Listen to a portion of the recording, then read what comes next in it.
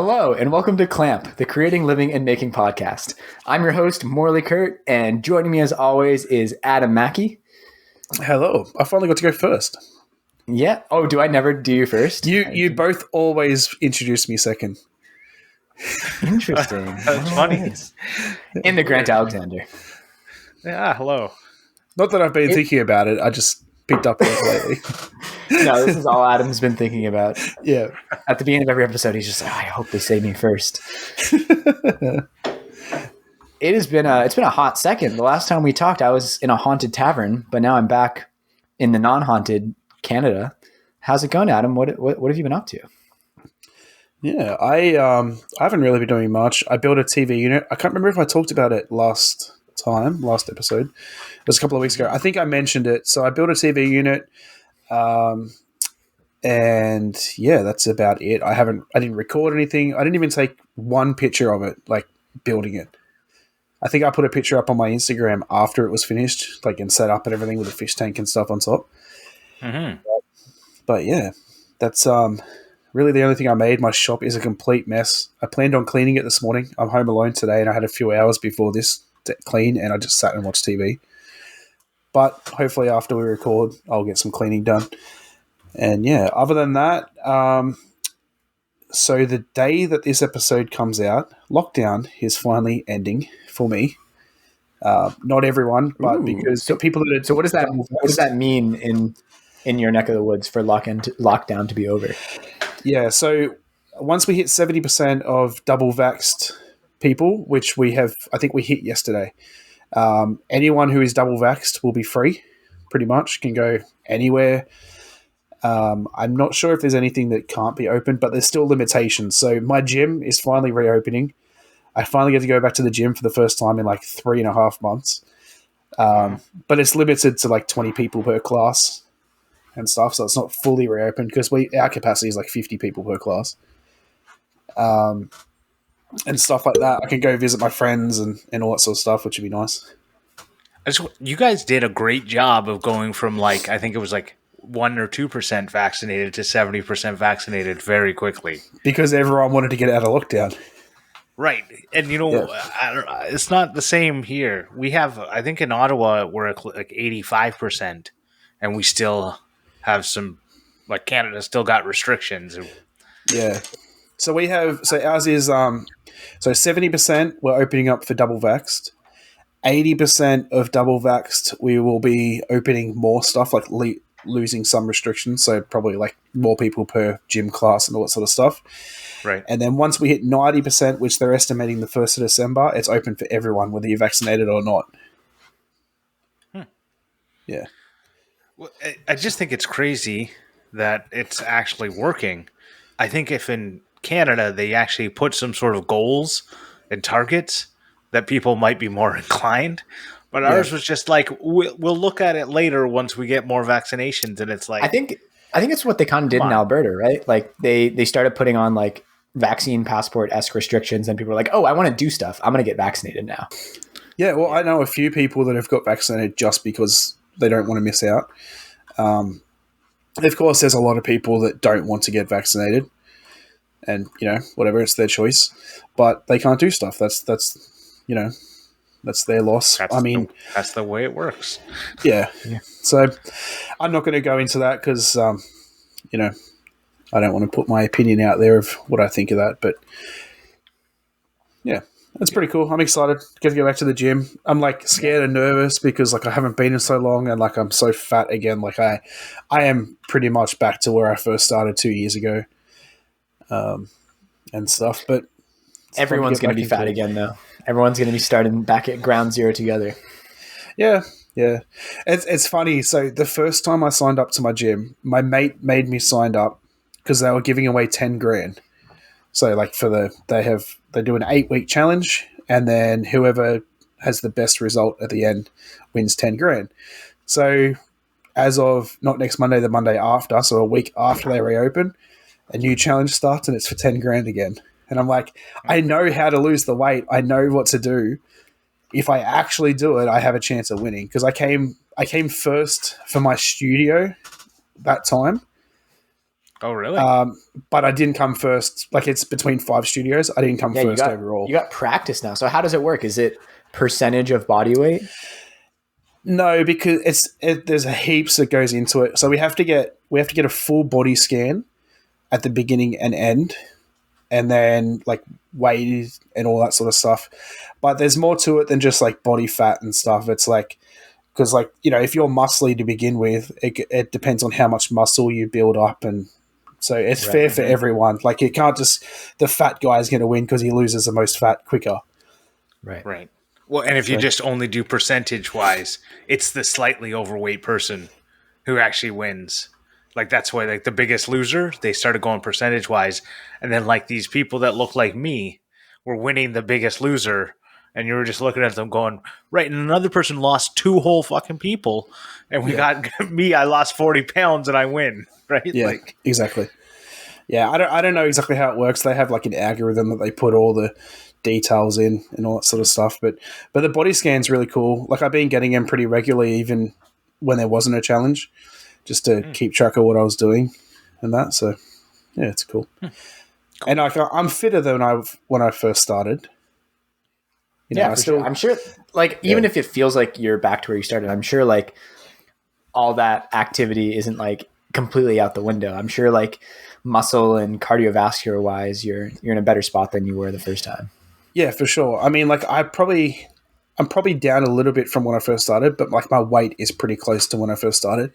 But I have a lot more muscle than when I first started. I'm fitter than when I first started.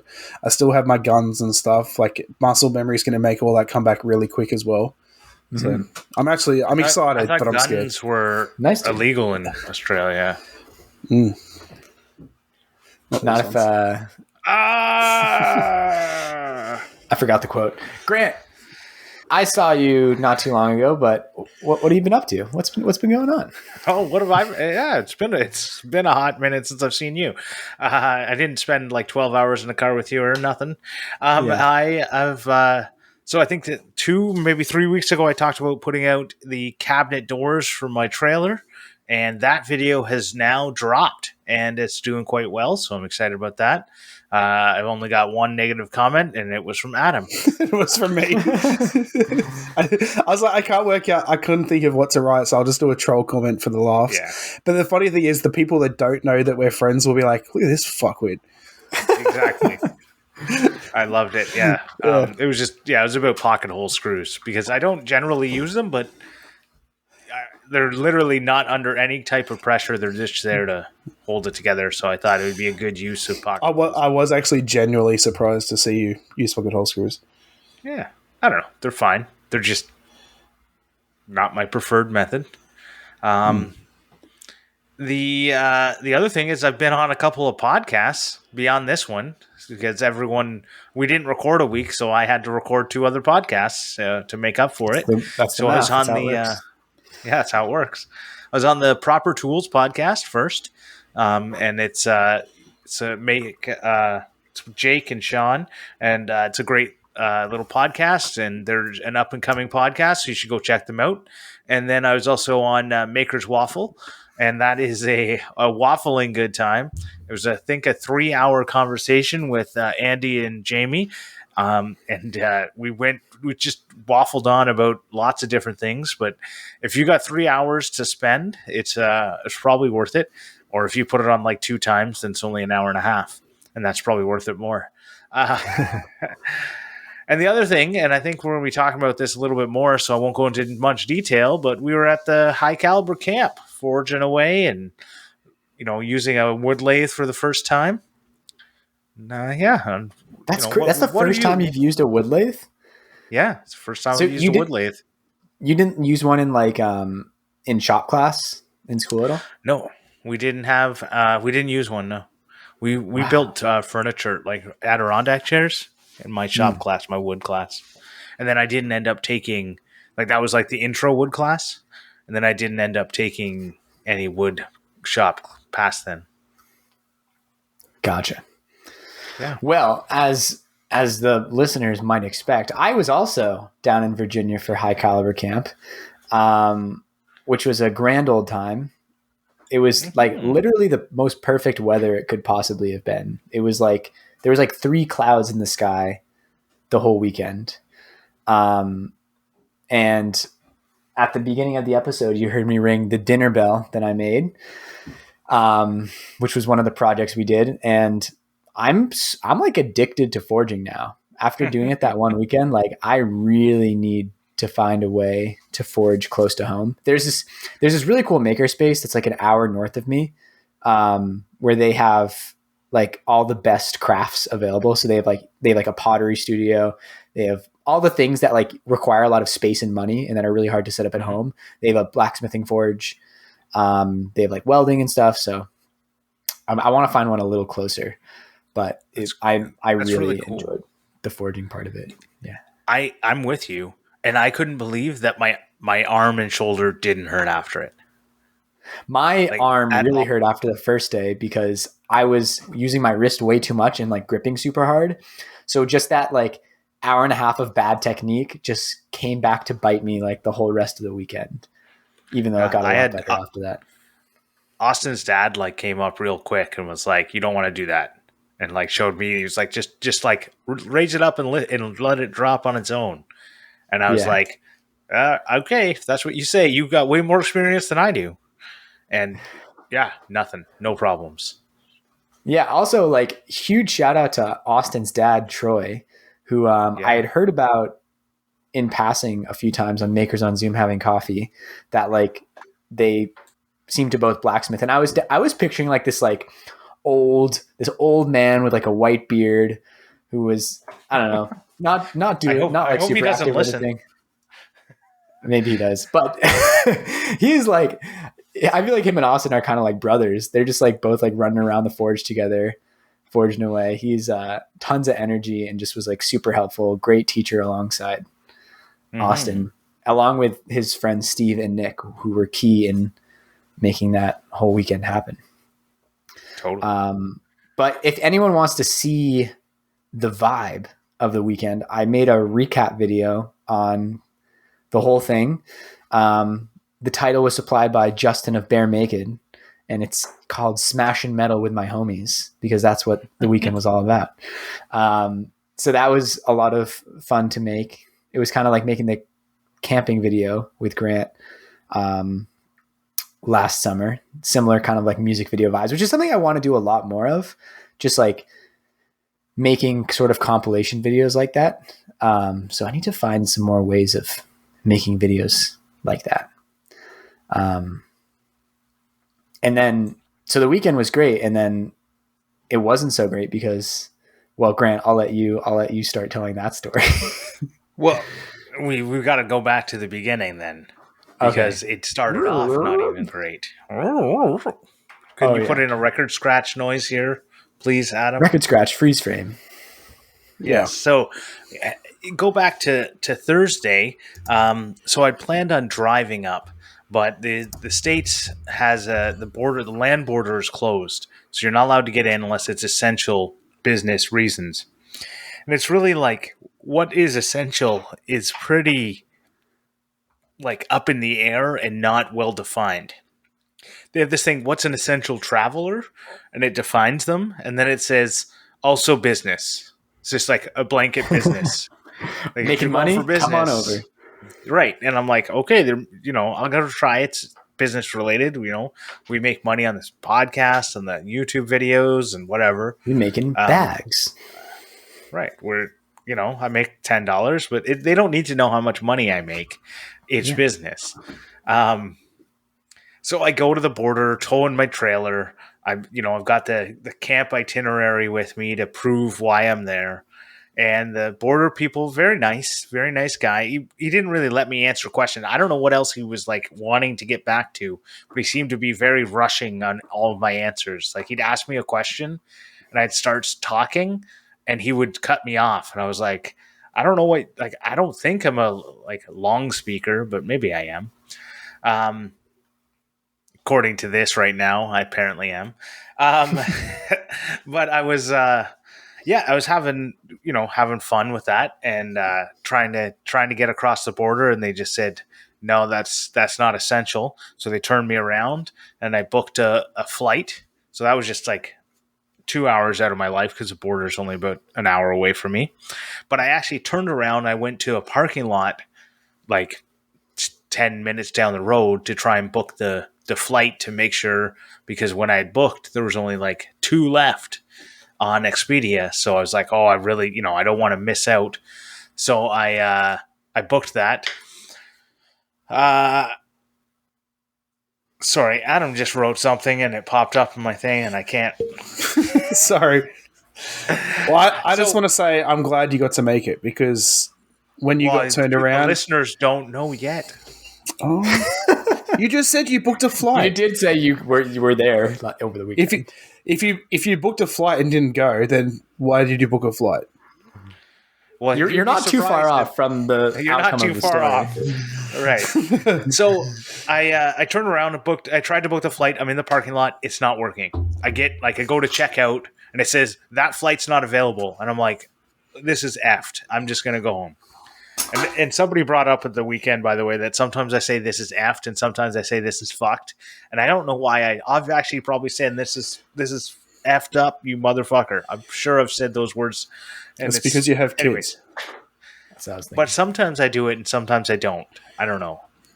All that to say, I drive home and I get home and do it on a real computer installed on my phone and it works. I don't know why, but like phones don't always give you the same results as a computer.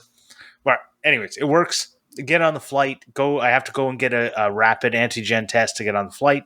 Get that. No problems. Don't have COVID. All right. Woohoo. Get on the flight. Get there. I go to the airport and I'm in the security line. And when I'm in the security line, I usually go through my pockets and I put all of like my keys and change into my like carry-on bag. That way I don't have to empty them out and then re-put them in and whatever, right? So I pull out my keys. I have my Swiss Army knife on my keychain. I saw that coming. I have done that as well. Right. So I've had this since I was a kid.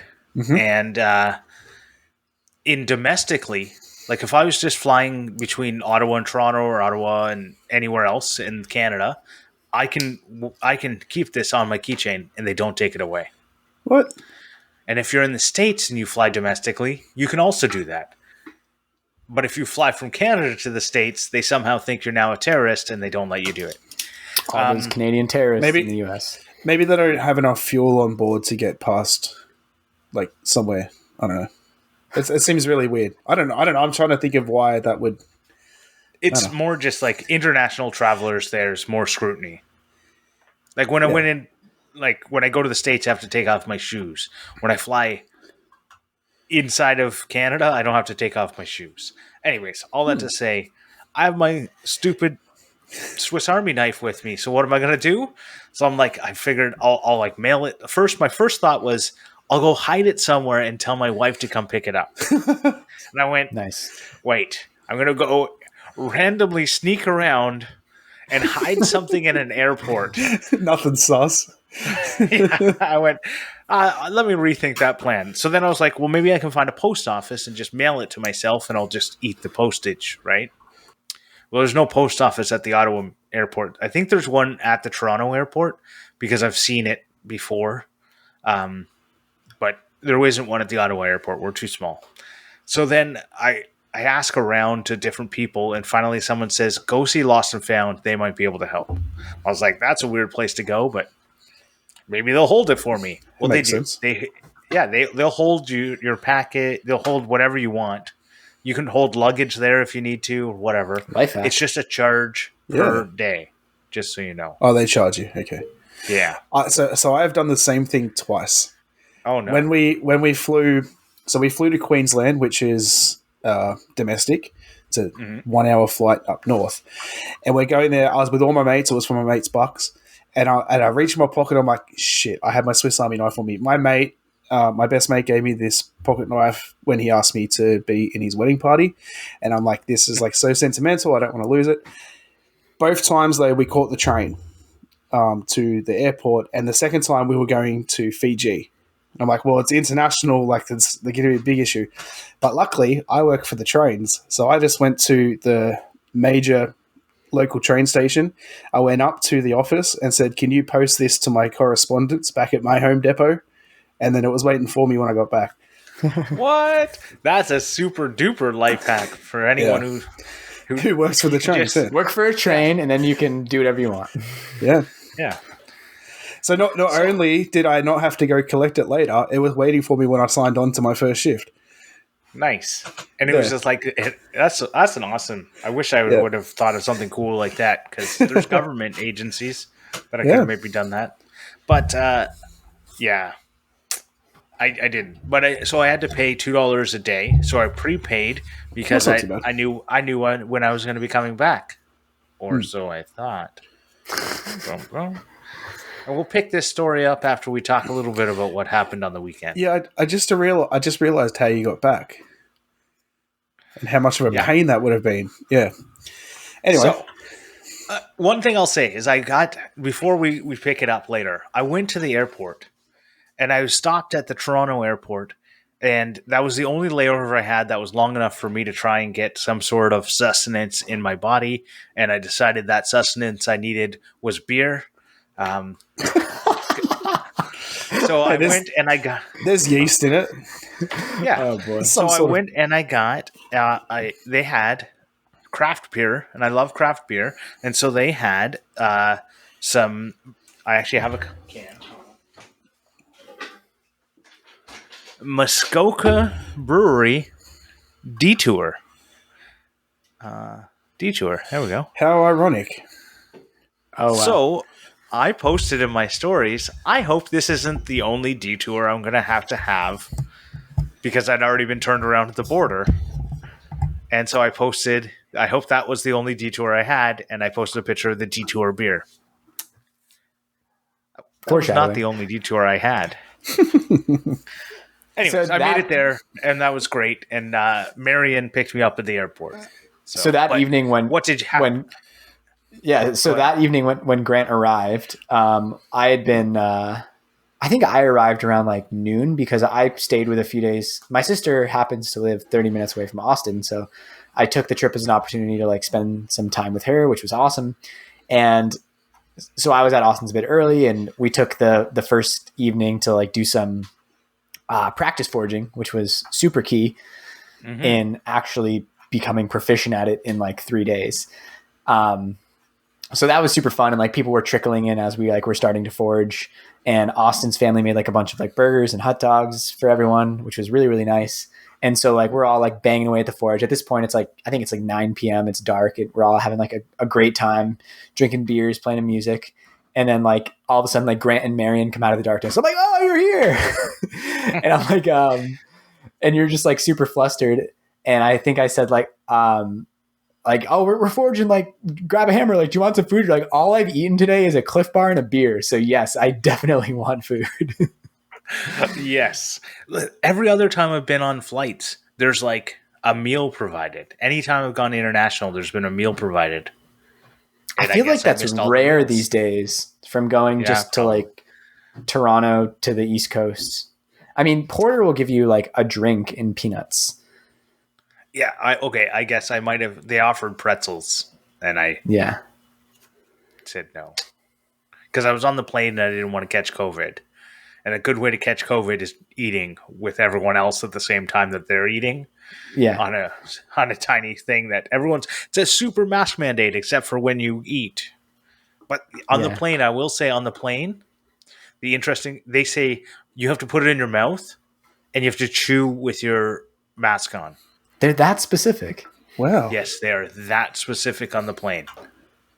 All right. I think when I flew during COVID, like the one time I flown during COVID, it was September of last year. So it was still early days. People were figuring stuff out. And I think it was, they just didn't do snacks. And it was just like, no, you figure, wear your mask. They gave us everything. They gave everyone a bottle of water.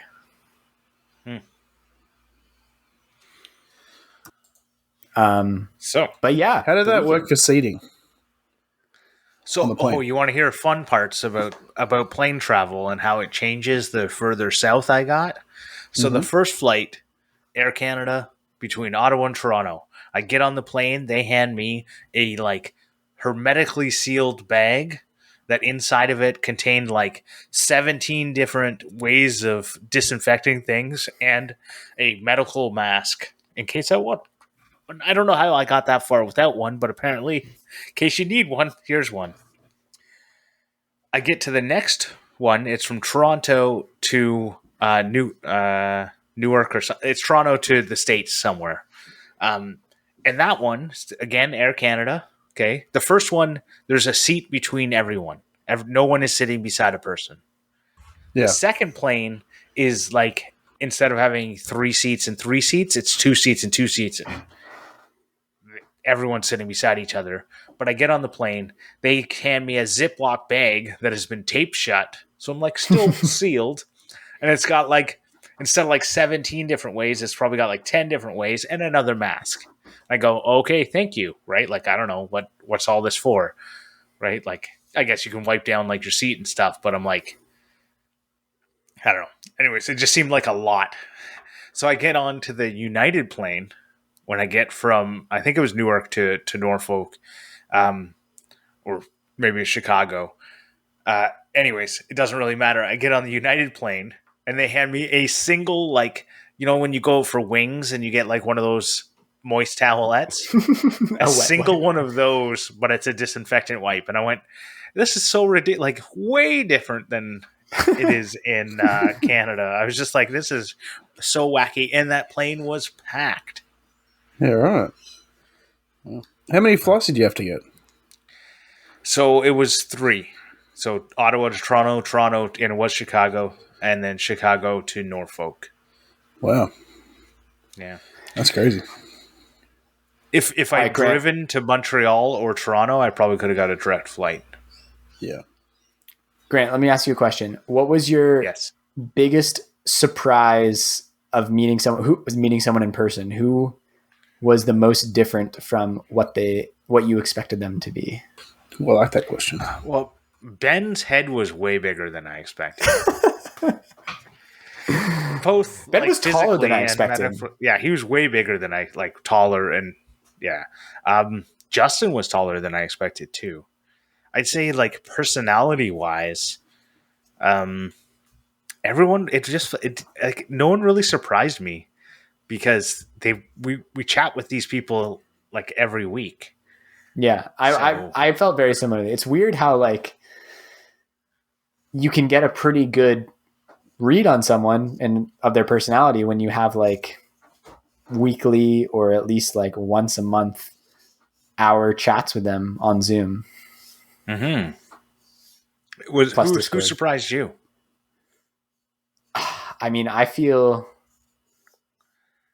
very similar. I'll answer it in the opposite way. I feel like Justin from Bare Naked is exactly what I expected him to be. Like hilarious, constantly making puns. I mentioned this to Grant when we were driving together. Like, I feel like I've known Justin for years, like for like 10 years. I feel like one day I'm going to realize that like I met him a long time ago somewhere and I just forgot it because he's that type of person to me somehow.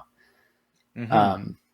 I will say Austin, I think Austin did surprise me some ways in how much energy he has.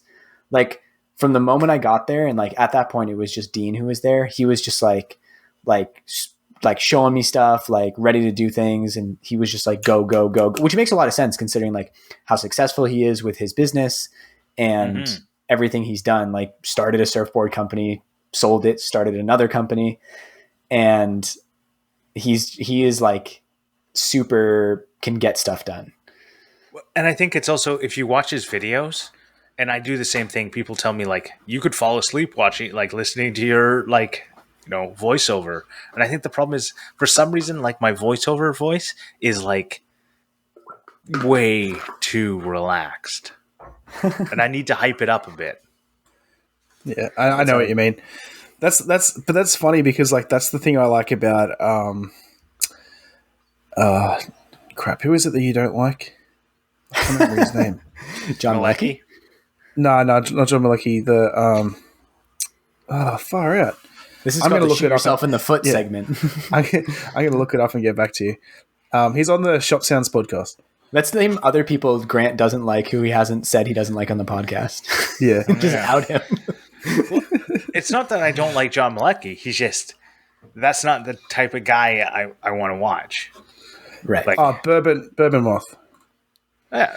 Yeah, so his voiceovers are like so monotone and like but that's what I find so funny about them. Like I feel like he definitely does it on purpose to try and be funny.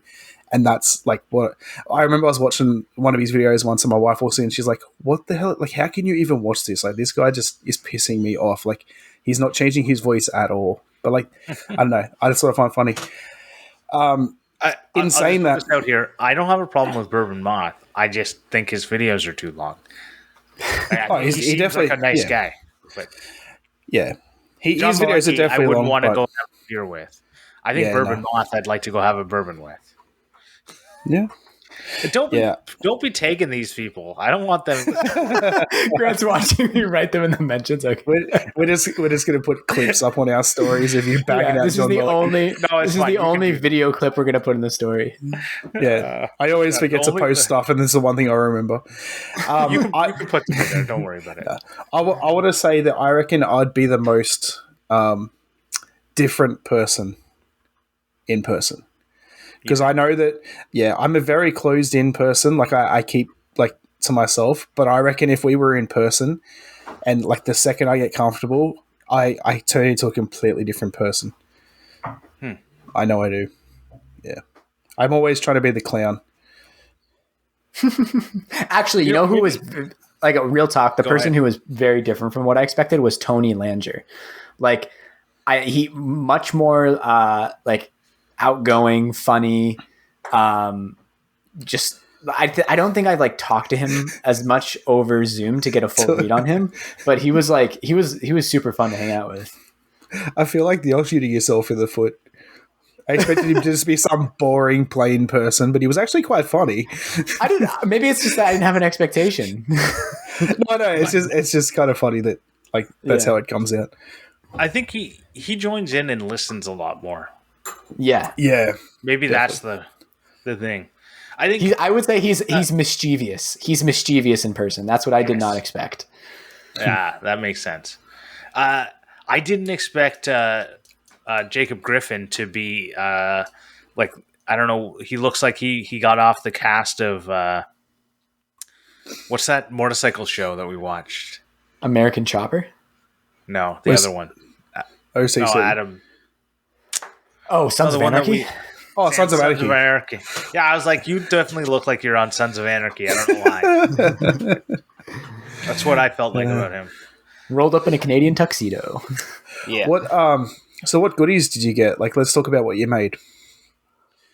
Ooh. So anyone who's wondering what that sound was at the beginning of the episode, what was it, Morley? This was the dinner bell, which I would just call a triangle. Like the musical instrument. But I saw that on the stories, and I'm like, it's just a triangle. So that was one of the forging projects at Austin's. But I can see why it's a dinner bell, because when you actually ring it and you like do the circle thing, it makes the sound of like a train crossing. A very like a calling sound. So that was one of the projects. We all made these sick super metal forged cleavers with turned wooden handles that are like look like they're out of Jack the Ripper. And I made like 3 S hooks just to practice, which I got right here, which are a great beginner blacksmithing project because you make a taper and you make a hook and you make a twist. So you like get to practice 3 pretty important techniques right off the bat. Those projects were all good, but when you're talking about goodies, I mean, the grab bag items that everyone made were like super sweet.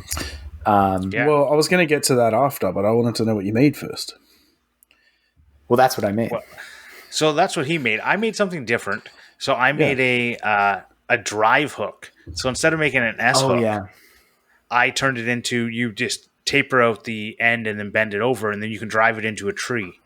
So it's actually like way more useful in my mind because there's a lot, any tree now. Grant just loves killing trees. Yeah. Well, Austin had lots of drive hooks and stuff, and I think like trees would just grow around them. Yeah, Sounds like and then I made Yeah, I made a triangle as well. And I made a kitchen cleaver.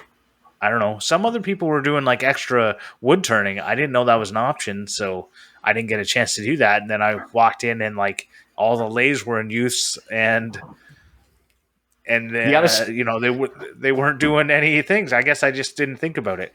you gotta strike while the iron's hot. I was doing that with the forge because I was like when else am I gonna have access to a forge? And actually, it was a bit of a tricky balance to strike because like it was fun like hanging out with everyone and just like we had so many great like conversations over the weekend. But at the same time, you're like, man, like the forge is free right now. I kind of want to make something. So I definitely made a few extra things. So because I knew I wouldn't have access to it after that weekend for a little while. I feel like it would have been really hard to balance like wanting to socialize and wanting to make. It was, but because it was a small group, like there was 14 of us. Yeah, it wasn't too. It was a very perfectly sized group, I would say. Yeah, I definitely went more social than make because I'm like, I don't know. I'm a social. I was craving social because I haven't seen anyone. I think Morley gets out more than I do. I mean, I work at a very social job. Well, yeah, I was going to say. Yeah. So, did everyone make cleavers? Yes. Yes, sir. Yeah, that looks cool. I've never seen that, like having to heat it up and put the handle on before. Yeah, me either. I think when Eden saw those stories, she was like, she's like, is that necessary or is that just because it looks cool? Yeah, I was wondering the same thing. You could probably make it without doing it, but it looks way cooler if you burn it on. So what does that actually accomplish? So essentially, you drill a pilot hole, and then the pilot hole is smaller than the tang of the blade. Yeah. So when you heat up the tang and you drive it on, it like makes a cavity in the handle that's the exact shape of the tang. So it makes it so that you get a really tight fit on the handle. And since it's a tapered tang, you wouldn't really be able to do that with just a... And you also don't have to have the handle cut in half and cut the groove out. You can do and you also don't need any adhesive. You can just hammer it in place and it's a nice tight fit. Yeah. Mm-hmm. I did see that you had to hammer over the end, but... Yeah. Yeah. But I mean, theoretically, you could have actually cut that off and then flattened it rather than bend it over. Sort of like but that would be way lamer. Would it? But like you could have peened it, and there's definitely other ways. You could also put a nut. You could have threaded it, and then the handle's removable. Like there's a lot of different ways, but this is the easiest and coolest way. Yeah. I will say that cool. I have 757,000 views on my burn-in video right as we speak. Grant is the newest fan of Instagram Reels, the fastest convert from hating them to loving them. No, I still hate them, but they're you can find Grant on TikTok at. I don't think I'll never be on TikTok because I don't like it. But I'm gonna steal your video. I'm gonna steal your reel and put it on my TikTok. Go for it. I doubt it'll get as much on TikTok. All right, I'm actually going to do this, and we're going to see if it gets better. I have a TikTok. So do it. I want to see. We should see. Great. I think you should do it so we can compare. I think it's a good experiment. Yeah. No. Anyways, I think it's a great experiment. The only reason it's gotten so big is because it's got a really good tune with it, and I don't know if TikTok's got tunes. Yes, it does. That's how TikTok got its start. That's how TikTok works. Just everything Instagram Reels has, TikTok had first. Yeah, it's funny. I used to hate TikTok, and now I look at TikTok more than Instagram. And yes, TikTok actually grows a lot more from sounds. Like you can use a certain song, and you'll grow a lot faster. Yeah, which is I don't like funny. TikTok, and that's fine. I don't want to be on it. It's fine. It's same with Twitter. I don't want to be on it. Yeah. You can be on it. You can love it. I don't care. And Instagram Reels, I just wish it was just video. Like the problem I have with Instagram Reels has to do with the name of it. But nobody believes me because they go, that seems like a stupid reason for not liking something. And it is. give it a month, Grant. It's going to be on YouTube Shorts and everything. Oh, I will never put it on YouTube Shorts. 'Cause I've thought about that. I went, if I put this on YouTube Shorts and got 1 million views, that would be pretty cool. You can make like won't do it. 2 cents. Well, yeah. It's all more about getting subscribers that way. I don't like YouTube Shorts because people will subscribe for the shorts and not for your videos. I noticed in your video, Morley, that I can't remember who it was that was sharpening the cleaver. Jacob. Was Jacob the only one doing sharpening, or did you all do it? No, we all did it. I just got the sickest video of Jacob sharpening his cleaver. Okay. I thought maybe he was just good at it. Actually, no, that's true. Not everyone used the stone to sharpen their cleaver. And so I actually I am very proud of the cleaver that I made and the bevel that I got on it. But if I just spent like a little longer on the belt grinder, I don't think I would have had to bring it to the sharpening stone. Because Grant, you didn't use the sharpening stone at all, right? No, I just used another strop.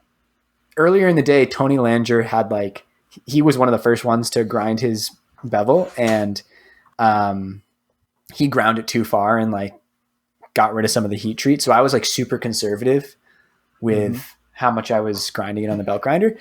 So I stopped a little early, and then it took a lot of work to get it sharp on the sharpening stone. But some people just like Grant just got it sharpened off on the belt grinder to play Fruit Ninja. I was going to say, I do wish you had more Fruit Ninja in your video. Yeah. Maybe so I got that literally as Austin threw that banana, I whipped out my phone and pressed record. I almost did not get that clip. And I'll put this out here, Austin runs an amazing camp. Yes. And he is a bad cameraman. Not only did he, so we did the first Fruit Ninja and it worked great.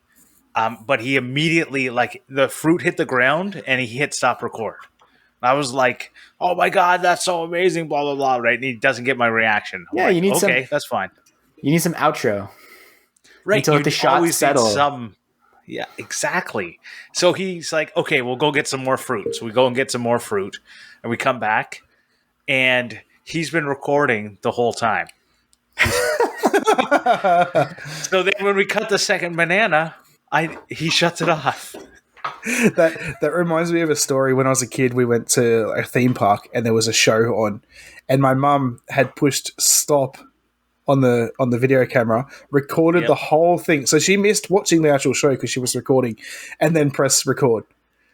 And you get it was 2 days later we get home and we're watching the video and it just cuts out the whole thing and we're like, what the hell? Yeah, this is what I always exactly what he did.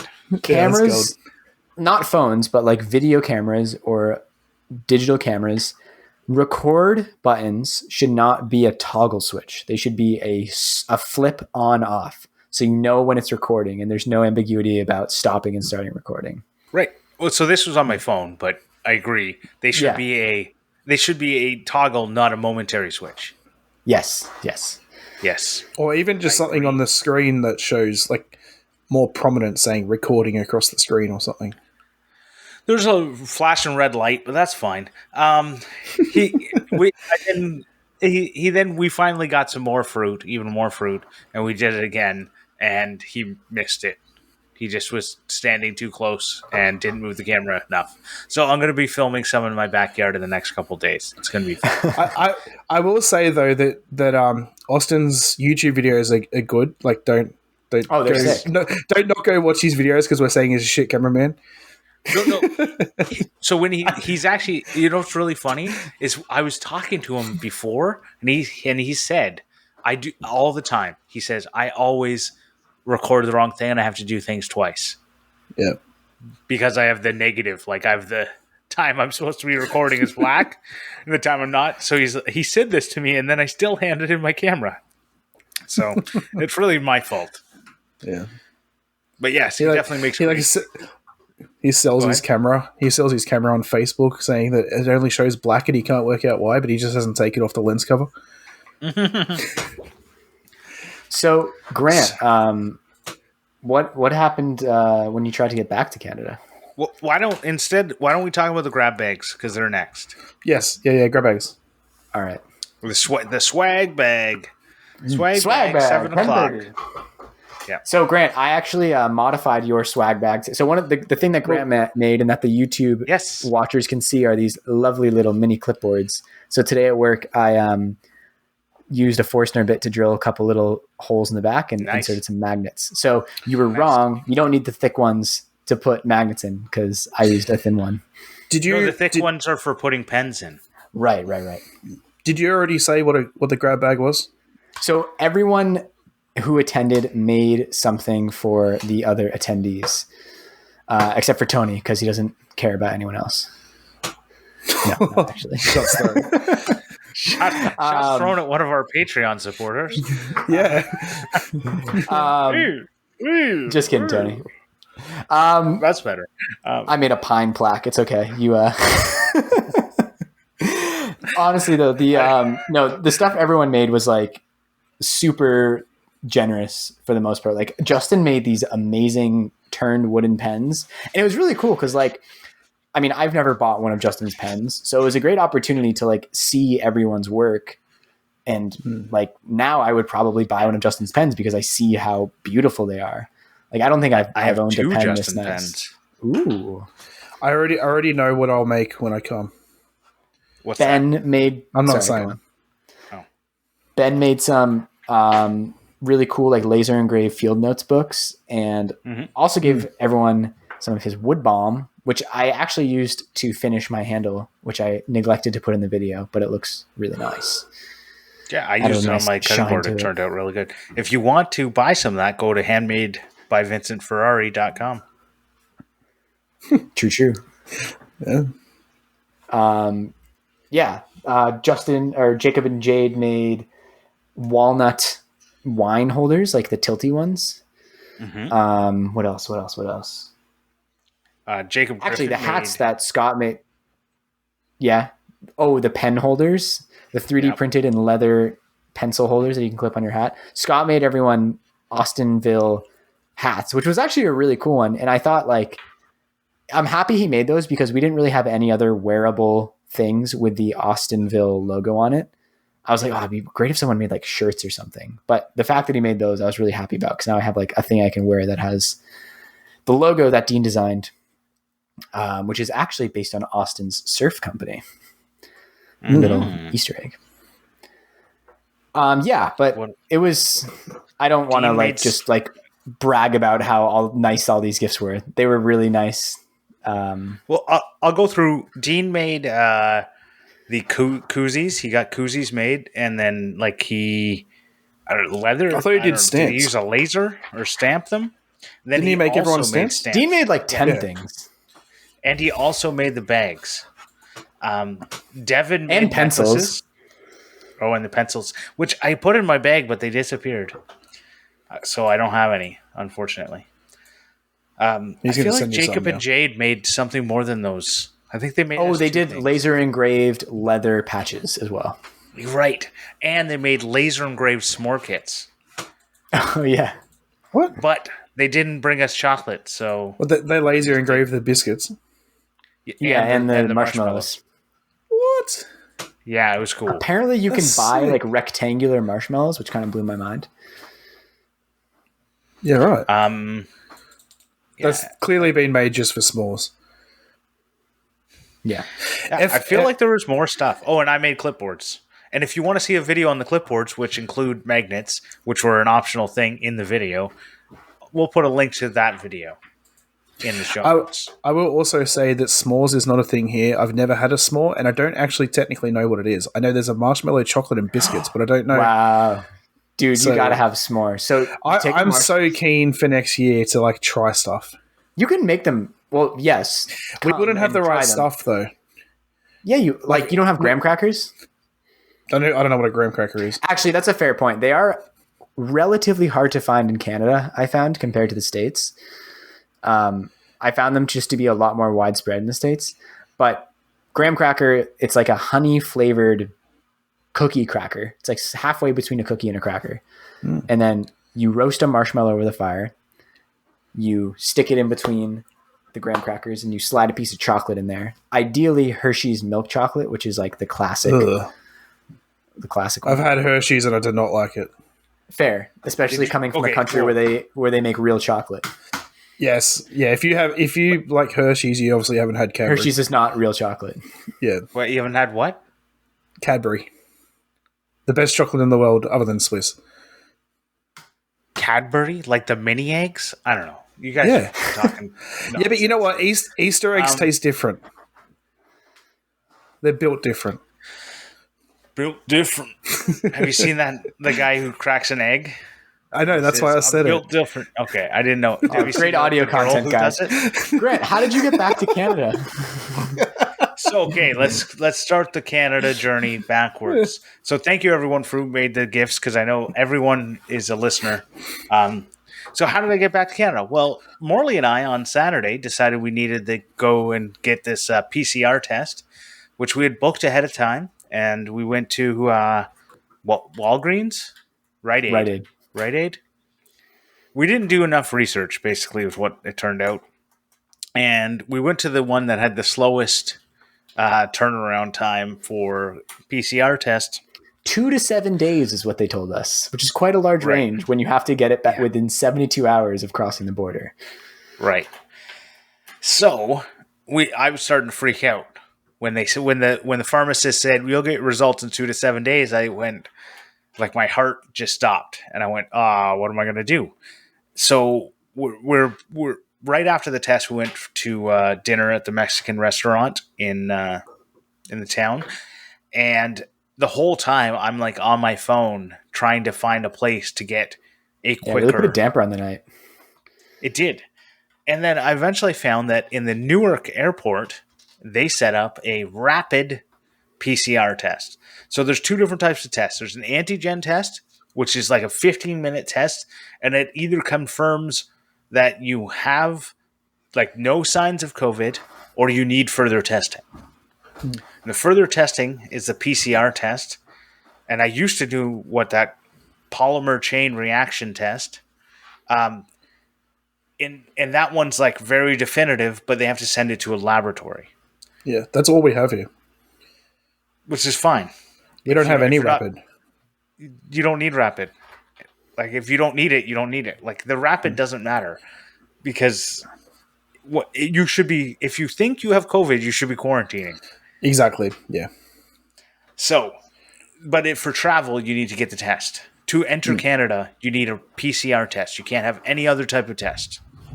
Mm-hmm. I think there's other types of tests that take longer or whatever, but the PCR test is the general one that you can have.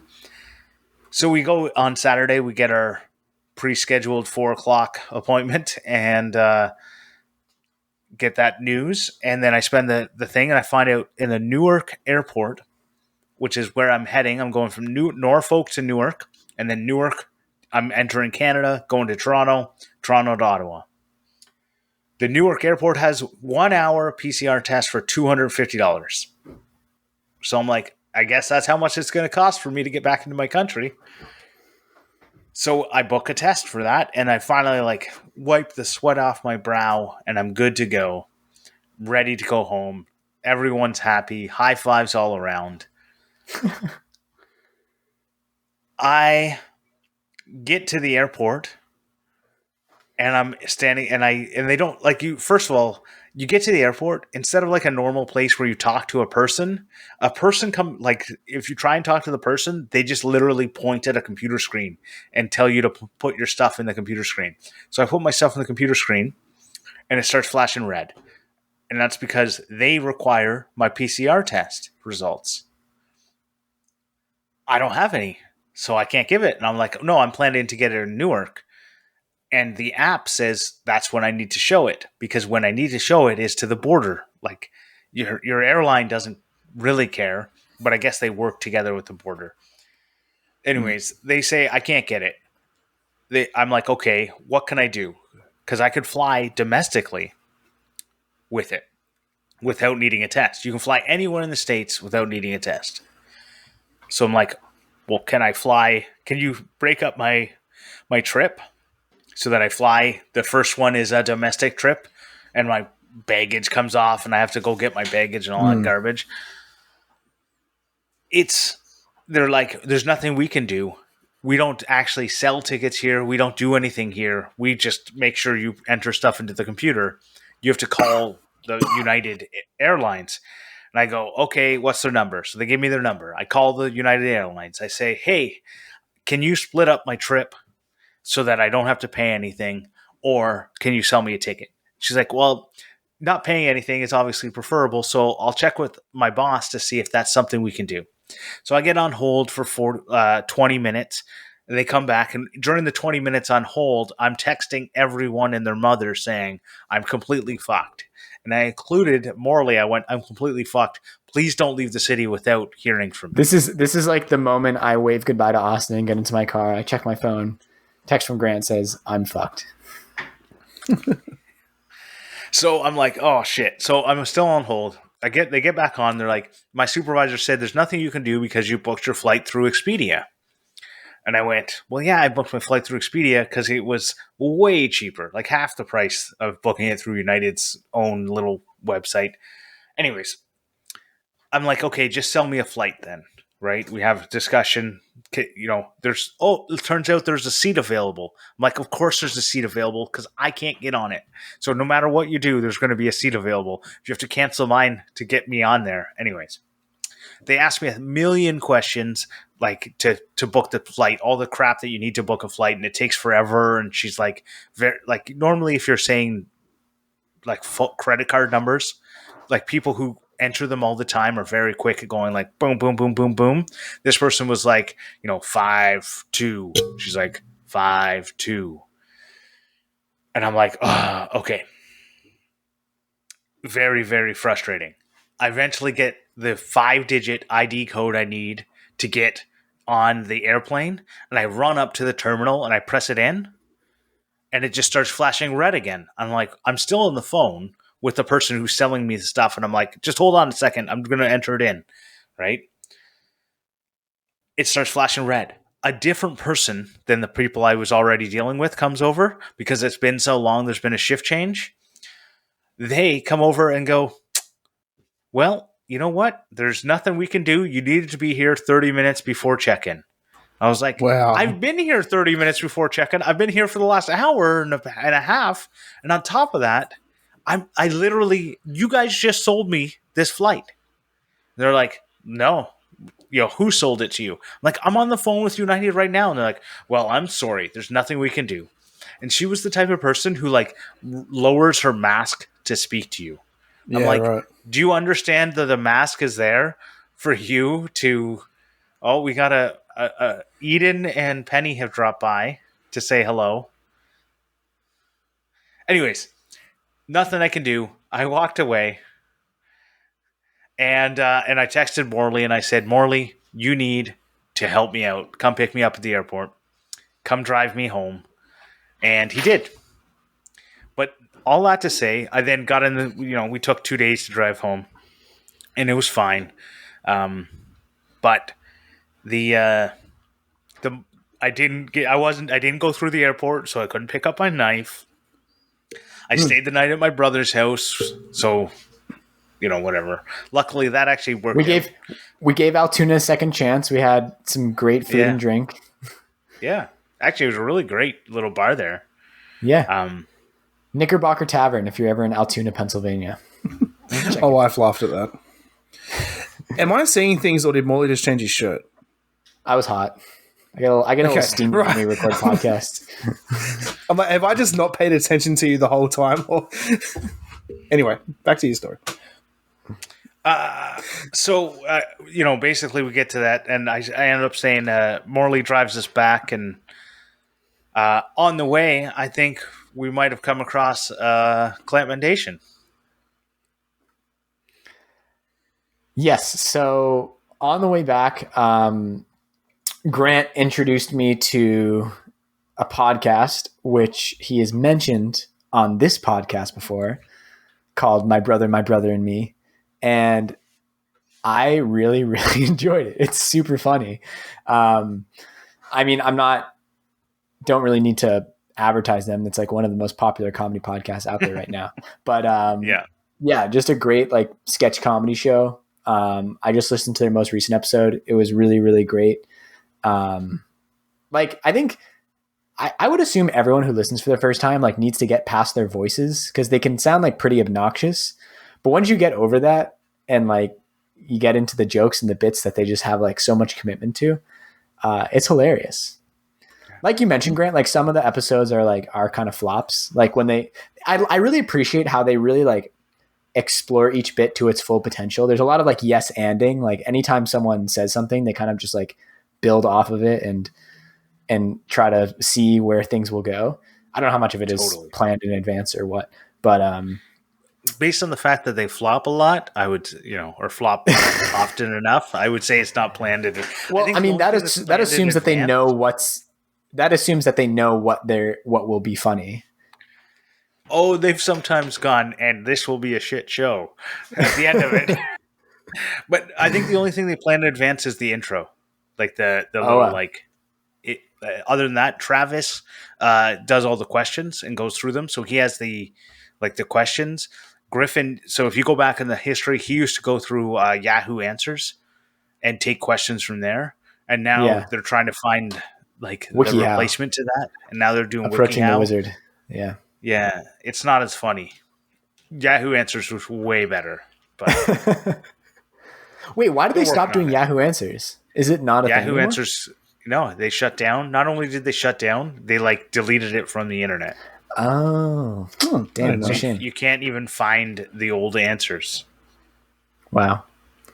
Yeah, so I'm a fan. It's a good time. It'll be added to the rotation. Yeah, Grant. And if just for those who want to know, there's currently a live and virtual show available. That the recorded version of it is available, I believe. And I'm sure it's at like bit.ly/McElroy live show or something stupid like that. Grant, what did I do? Well, my Clampmendation is going to be surprise, Well, you a didn't cleaver. I didn't do it. I know. Well, actually, technically you did because you made one too. I did. But I really enjoyed seeing all like the little videos after. So Scott from Dad It Yourself did a video. Bear Naked, Justin from Bear Naked did a video, and I really enjoyed Justin's title, so that's the one that gets it. It's I drove 2,000 miles to make this cleaver. Worth it. So I really like the title, so that's why he gets my Clampmendation. Sorry, I muted myself. I'm muted. I didn't even realize. I was trying to talk the whole time. He should have named it I Would Walk 2,000 Miles. I would walk 2,000 miles. Adam. Anyway, my Clampmendation is the escape room movies. I'm pretty positive Escape Room number 1 is on Netflix now. I'm not sure if it is in America, but I know it is in Australia. And it's like if Saw was escape rooms, pretty much. It's pretty cool. Yeah. I love escape rooms. I love Saw, and yeah, it was perfect. Number 2. I don't know if number 2's at the movies yet, but it was really good. And yeah. For the after show, I watched something that you're probably interested in. Cool. While I was at my brother's. And my brother and me? Free Guy action. I love Free Guy. So good. Oh, you've already seen it? Yes, I watched it. It was so good. It's actually... so, yeah, a hot take for the after show with that.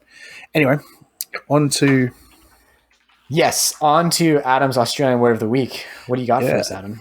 I have a 2 for this week because they go together. So I'm wondering, when you guys were driving back to Canada, did you stop at any watering holes? And did you chunder at all? We stopped at the Knickerbocker Tavern. Yeah. And I didn't chunder. I mean, if he did, I didn't hear him because we were sleeping about 4 feet from one another. Damn it. That's not even like there's a chunder down under. We've talked about it on the podcast before. Okay. Did you pash? Yeah. Oh. Pash. I don't know that one. No.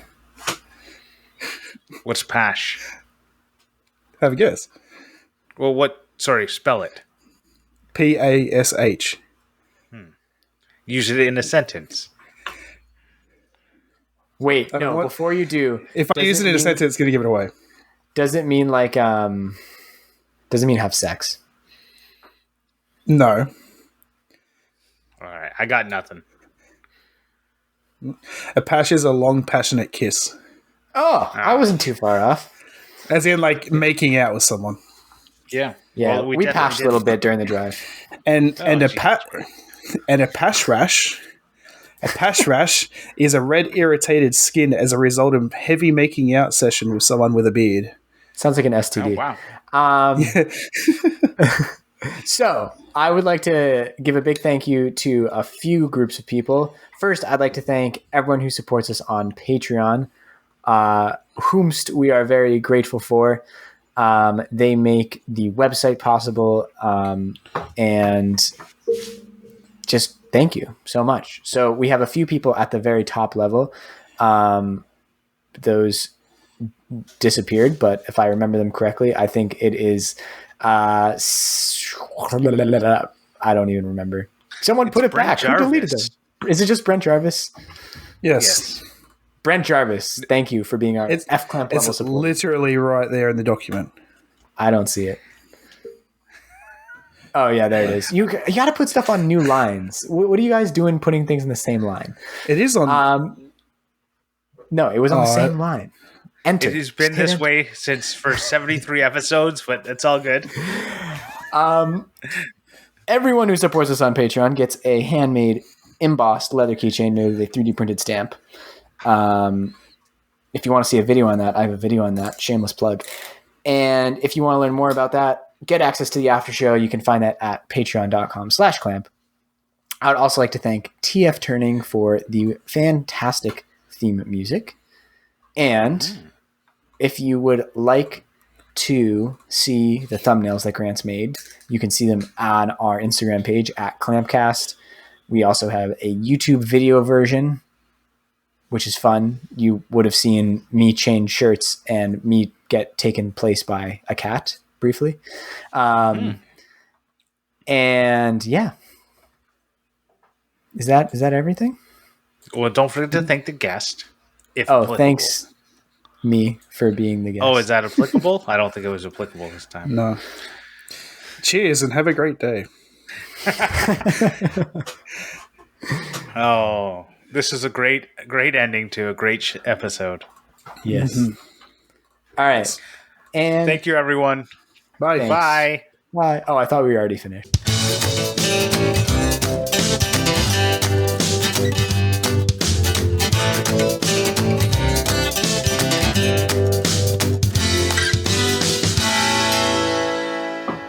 Oh, I want to do that again. I can do a better one. Okay. Damn it. I don't want to hit the wall. That was way too loud. One more. Hit it really loud. Hit her really lightly. Hello and welcome. I got to do it faster. All right, last one. This is it. Hello and welcome to. Fuck. And now you've got your ending, Adam. I was going to say we have some outtakes. All right.